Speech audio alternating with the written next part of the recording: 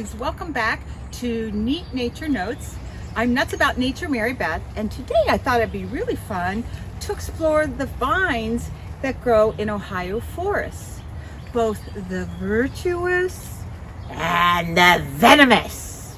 So let's see what we can find out today in Ohio. Here's a tree that you would never want to climb. Let's look closely at it. See this vine?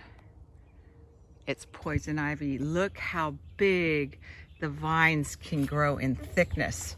And it is growing way, way, way up this tree. And those leaves, which you may think are coming off the tree, those are also poison ivy leaves. Zooming in, those are poison ivy leaves branching off of the vine. It's very creepy.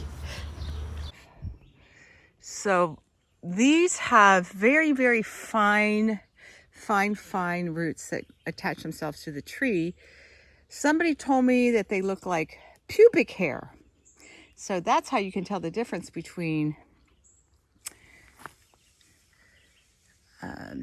what's it called? And poison ivy.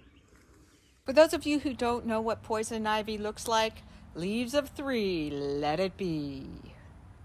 There is another vine that grows on trees in Ohio forests, which is called Virginia creeper. I always forget the name for some reason. And this is sometimes hard to distinguish between poison ivy. And if you look very closely, you'll see that these roots are not as fine. They're not as pubic hair-like as the poison ivy. Now, what other thing you can do is look up, and I'll show you more closely a Virginia creeper later on, because it's kind of hard to see. So you could look up the tree and see if you see the Virginia creeper leaves or the poison ivy leaves. But no matter what, if you don't know what kind of plant it is or vine it is, definitely don't touch it. Don't say, oh, Mary Beth told me it, and then you're going to get all itchy. So stay out of the itchiness. Don't touch it unless you know. Here's a pretty good clear picture of what Virginia creeper leaves look like. They are in leaflets of 5, very different from poison ivy leaves. Hi, here's another kind of vine which frequently grows in Ohio forests, and this is a grapevine. And you may say, oh, why is she touching it? How does she know it's not poison ivy? Well, there's no pubic hair on it. And these things tend to hang from the tops of trees.